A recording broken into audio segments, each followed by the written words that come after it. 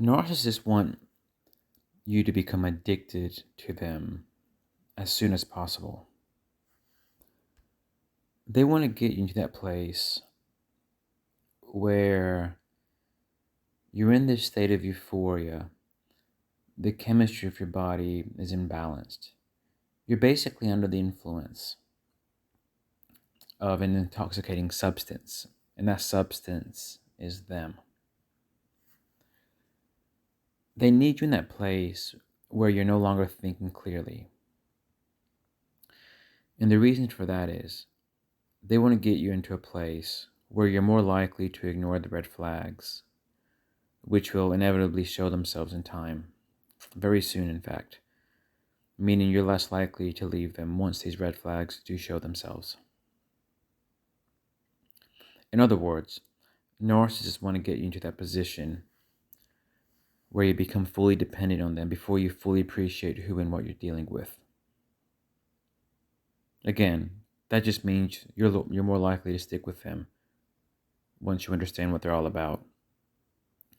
But what does that mean for the narcissist?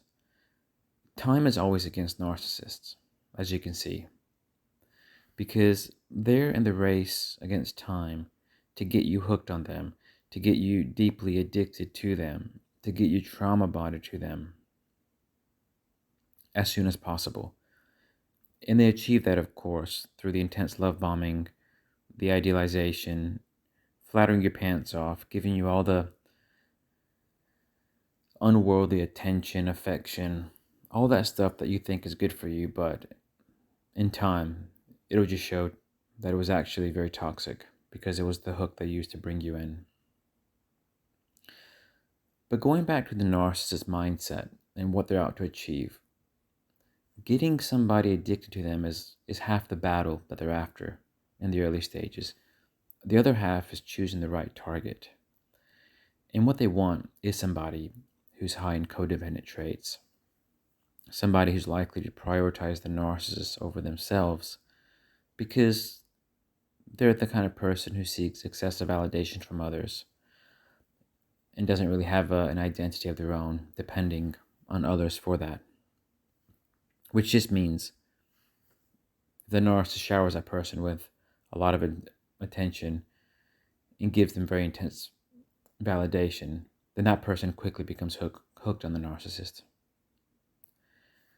So that's a toxic combination. That's a very susceptible person, being somebody with those codependent traits, and with the narcissist targeting that person in a sense of trying to get that person addicted, trauma bonded to them as soon as possible. And that's what the early stages of a narcissistic relationship typically look like. You have somebody who's susceptible to their charm, their validation, their ways, and the narcissist plays their hand in the best way they can to get the person hooked on them ASAP.